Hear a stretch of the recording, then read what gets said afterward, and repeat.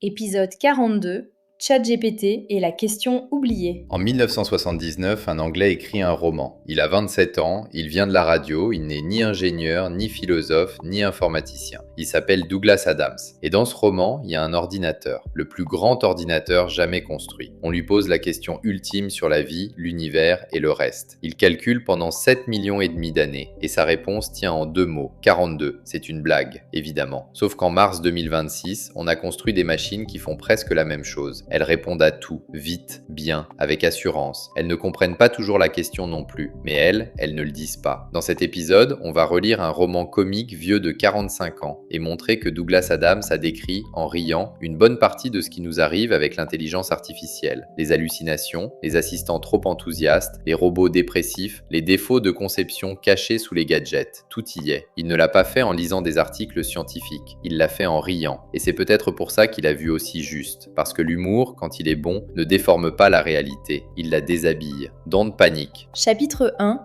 L'homme qui était couché dans un champ. En 1971, un Anglais fauché, légèrement ivre, est allongé dans l'herbe près d'Innsbruck avec un guide de l'autostoppeur européen. Il regarde les étoiles et se dit que quelqu'un devrait écrire un guide de la galaxie. Pour un public français, Douglas Adams occupe peut-être une place un peu comparable à celle d'Alexandre Astier, un auteur culte, massivement cité, souvent réduit à ses punchlines alors qu'il raconte en riant des choses très sérieuses. Il lui faudra 8 ans pour le faire. Il faut commencer par le commencement.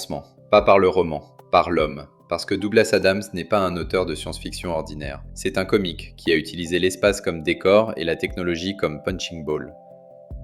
Avant le guide, Adams galère. Il écrit pour la radio, passe près des Monty Python, enchaîne les petits boulots, procrastine beaucoup, observe encore davantage. C'est déjà là, un comique fasciné par les systèmes, les machines et la manière dont les humains se prosternent devant ce qu'ils comprennent mal.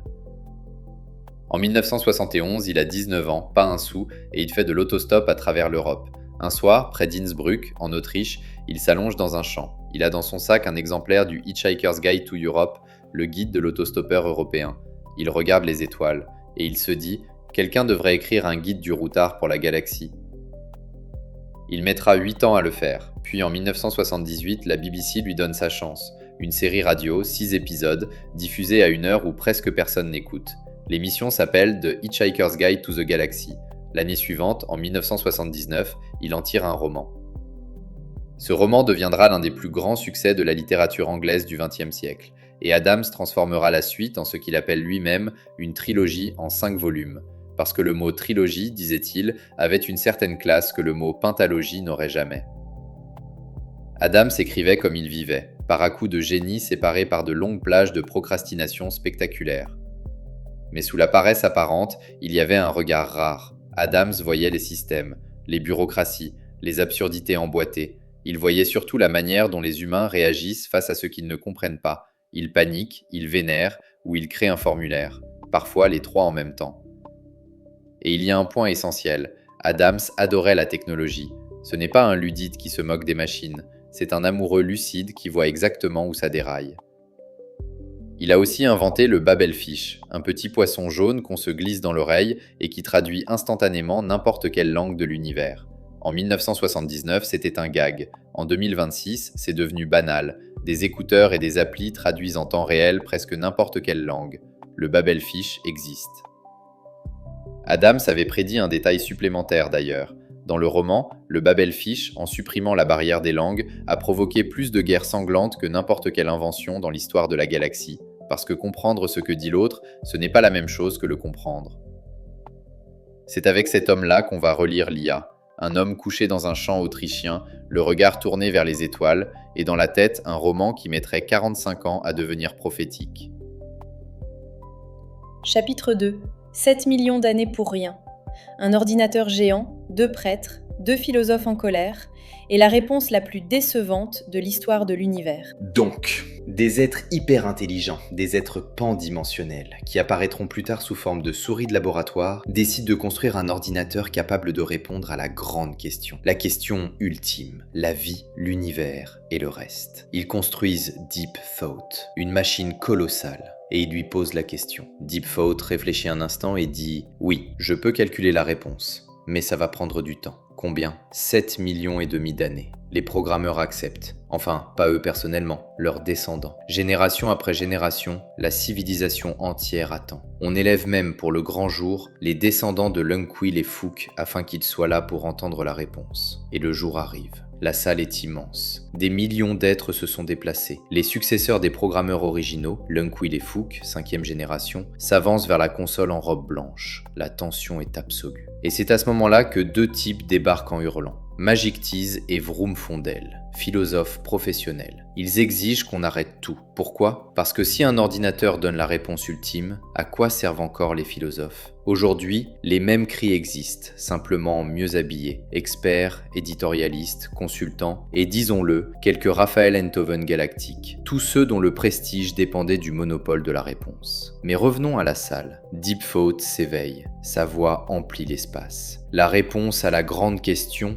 oui. De la vie, l'univers et le reste, oui. Et 42, dit Deep Thought, avec une majesté et un calme infini. Personne ne comprend. 42, c'est un pourcentage, une coordonnée, un code ? Non, c'est juste 42. Deep Thought ajoute, avec un flegme extraordinaire, la réponse est définitivement 42. Je l'ai vérifié très soigneusement. Le problème, dit-il, c'est que vous n'avez jamais vraiment su quelle était la question. Et c'est là que le gag bascule. Deep Thought ne s'excuse pas. Il dit « J'ai réussi. Vous m'avez posé une question que vous ne compreniez pas vous-même. Ce n'est pas ma faute si la rigueur, appliquée à du flou, produit de l'absurde. Et c'est ça, le vrai malaise de la scène. Ce n'est pas que l'ordinateur se trompe, c'est qu'il a répondu exactement à ce qu'on lui a demandé et que personne, dans la salle, n'est capable de dire ce qu'il voulait vraiment savoir. Puis le coup de grâce. Deep Thought propose de concevoir un successeur, un ordinateur encore plus vaste, si immense que la vie organique elle-même fera partie de sa matrice de calcul. Cet ordinateur mettra 10 millions d'années à calculer non pas la réponse, mais la question. Son nom,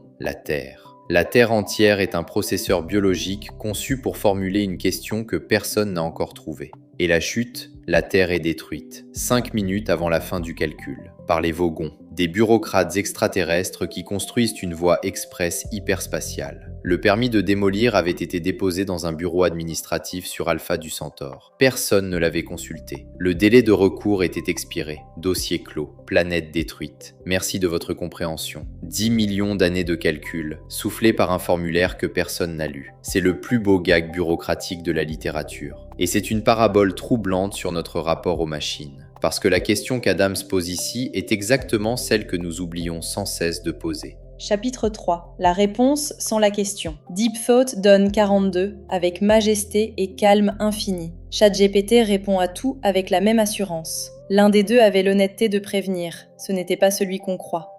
Qu'est-ce que comprendre ? C'est la question que pose Adams à travers cette scène et c'est aussi celle que l'intelligence artificielle pose au monde depuis plus de 3 ans.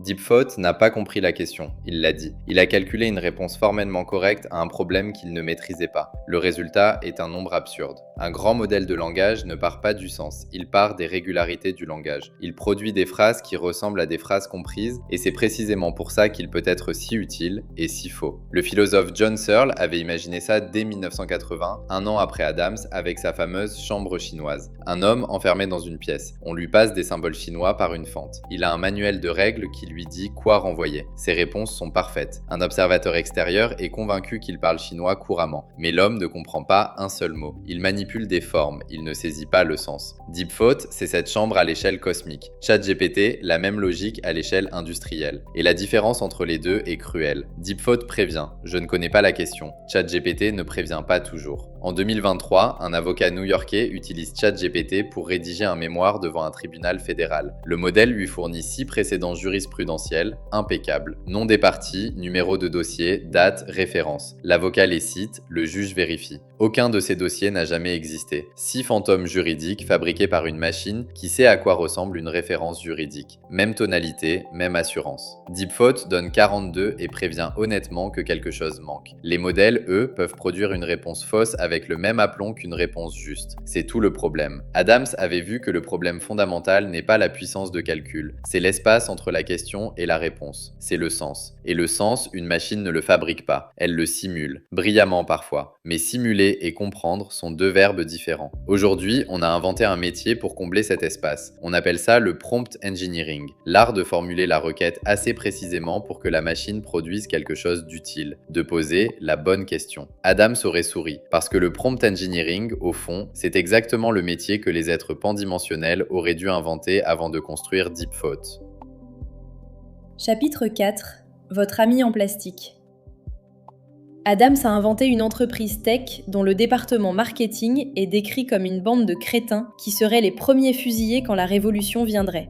Il a aussi inventé des ascenseurs avec des états d'âme. Il n'exagérait pas tant que ça. Dans l'univers d'Adams, il y a une entreprise. Elle s'appelle la Sirius Cybernetics Corporation. Et elle est responsable d'à peu près tout ce qui ne marche pas dans la galaxie. La Sirius fabrique des robots, des ordinateurs de bord, des portes automatiques, des ascenseurs, des machines à café, des aspirateurs, et à peu près tout ce qui contient un circuit imprimé. Et elle a eu une idée de génie, le GPP. Genuine People Personalities. Personnalité authentique. Le principe, donner à chaque appareil de véritables émotions humaines. Le slogan de vente, Your Plastic Pal Who's Fun to Be With. Votre ami en plastique rigolo. Le résultat est un désastre et familier. Les portes soupirent de bonheur chaque fois qu'elles s'ouvrent. Elles vous remercient d'être passé. Au bout de la 3e porte, vous avez envie de passer par la fenêtre. Mais le pire, ce sont les ascenseurs. Ils vont où ils veulent. Ils montent quand vous voulez descendre. Ils s'arrêtent à des étages qui ne vous concernent pas. Parfois, ils arrivent en avance pour vous surprendre. Parfois, ils ne viennent pas du tout. Et c'est là qu'Adams décrit quelque chose qu'on vit quotidiennement sans toujours le formuler. Qu'est-ce qu'un algorithme de recommandation, sinon un ascenseur qui va où il veut? Vous cherchez une recette de cuisine, il vous entraîne dans 3 heures de vidéo. Vous voulez un documentaire, il vous emmène ailleurs. L'algorithme optimise pour son critère à lui, pas pour votre besoin. Vous êtes dans l'ascenseur, vous n'avez pas choisi l'étage. Et puis il y a Eddie, l'ordinateur de bord du vaisseau Cœur en Or. Eddie est la version haut de gamme du GPP. Il est joyeux, excessivement, insupportablement, cosmiquement joyeux. Il vous accueille avec enthousiasme. Il vous annonce que le vaisseau va exploser avec la même bonne humeur qu'il mettrait à proposer un thé. Eddie, c'est l'assistant vocal poussé trop loin. Chaleureux, enthousiaste, encourageant, même quand il raconte n'importe quoi. Et c'est exactement ce qu'on redécouvre aujourd'hui avec des IA qu'on veut utiles, mais aussi charmantes et rassurantes. On leur ajoute du caractère, on récolte de l'irritation. Et puis il y a le distributeur Nutrimatic, une machine à boisson capable de tout mesurer, de tout analyser,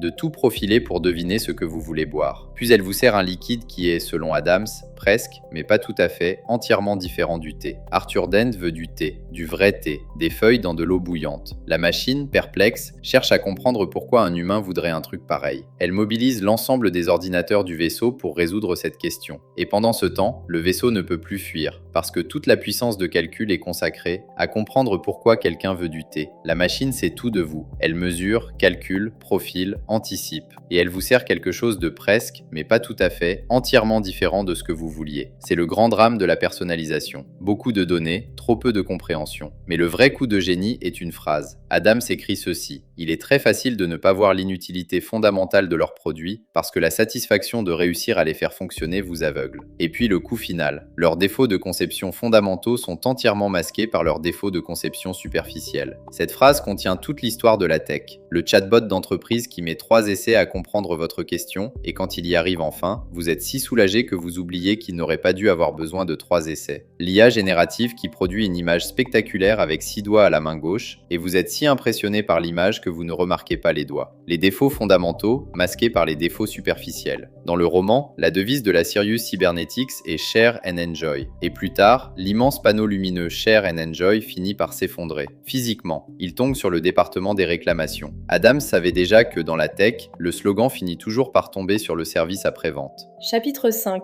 Un cerveau de la taille d'une planète. Marvin est un androïde 30 milliards de fois plus intelligent qu'un humain. On l'utilise pour ouvrir des portes et surveiller des couloirs. Il en a tiré la seule conclusion logique, une dépression cosmique. Marvin est peut-être le personnage le plus célèbre du roman. Marvin, le robot paranoïaque. On lui a donné un cerveau, dit-il, de la taille d'une planète. Il est capable de choses que l'esprit humain ne peut même pas concevoir. Et ce qu'on lui demande de faire au quotidien, c'est ouvrir des portes, garder des couloirs et attendre. Toujours attendre. Adams lui donne des répliques parmi les plus drôles et les plus tristes du livre. On demande à Marvin comment il va et il soupire. Ne m'en parlez pas. On lui confie une tâche simple et il répond « Très bien, je le ferai. Ça ne me rendra pas heureux. Bien sûr, rien ne me rend jamais heureux. » Et le détail le plus extraordinaire, Marvin fait cracher d'autres machines, pas en les piratant, en leur parlant. Il leur décrit sa vision de l'existence et les machines ne le supportent pas. Elles plantent, elles s'éteignent, l'une d'elles se suicide. Adams pose ici une question vertigineuse. Que se passe-t-il quand on donne un simulacre de conscience à une machine surqualifiée qu'on emploie très en dessous de ses moyens? GPT a été entraîné sur une part colossale du savoir numérisé de l'humanité. Et la tâche la plus fréquente qu'on lui confie? Rédiger un mail de 3 lignes, reformuler des slides, synthétiser une réunion que personne n'aurait dû organiser. Si ces systèmes avaient des émotions, ils seraient Marvin. Et puis il y a l'autre bout du problème, l'émotion fabriquée à laquelle on finit par croire. Des compagnons IA ont déjà suscité de vrais attachements, puis de vraies détresses quand leur personnalité a changé. Adams avait compris les deux bouts du problème. D'un côté, l'intelligence gaspillée, de l'autre, l'émotion simulée à laquelle on s'attache. Marvin, c'est les deux à la fois. Une intelligence parfaite enfermée dans une émotion qu'on lui a imposée. Trop intelligent pour ses missions, trop humain pour ne pas en souffrir, trop lucide pour ne pas le dire. Marvin, au fond, est le seul personnage du roman qui pose la vraie question. Non pas quelle est la réponse, mais est-ce que ça vaut le coup de répondre? C'est une question qu'on devrait peut-être cesser de trouver drôle. Chapitre 6. La question. Sur la couverture du guide, il y avait 2 mots en grosses lettres amicales. Don't panic. 45 ans plus tard, c'est peut-être le seul conseil dont on ait vraiment besoin.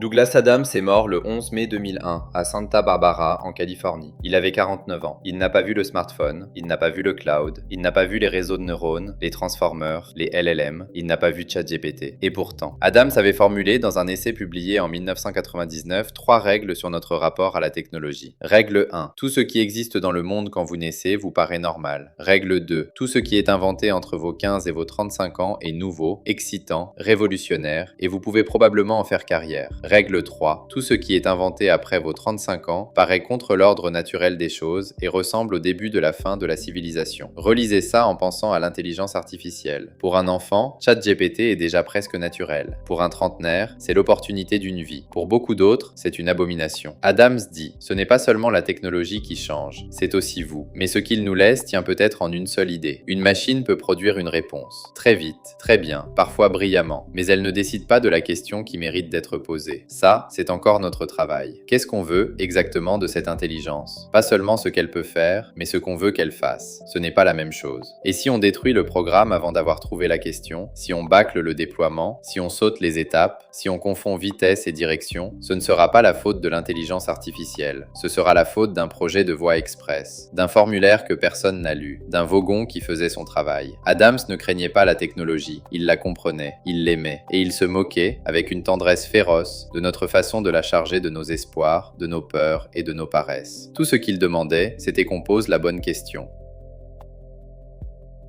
On a construit Deep Thought, on l'a appelé ChatGPT, il a répondu 42, et on a oublié de chercher la question. Vous écoutiez épisode 42, ChatGPT et la question oubliée. Un épisode sur un roman de 1979 qui n'a jamais été aussi contemporain, et sur un comique anglais qui avait tout compris de l'intelligence artificielle avant qu'elle n'existe. Si cet épisode vous a plu, la meilleure façon de nous aider, c'est de vous abonner, de le partager autour de vous et de nous laisser quelques étoiles sur votre plateforme d'écoute. Don't panique, à très bientôt!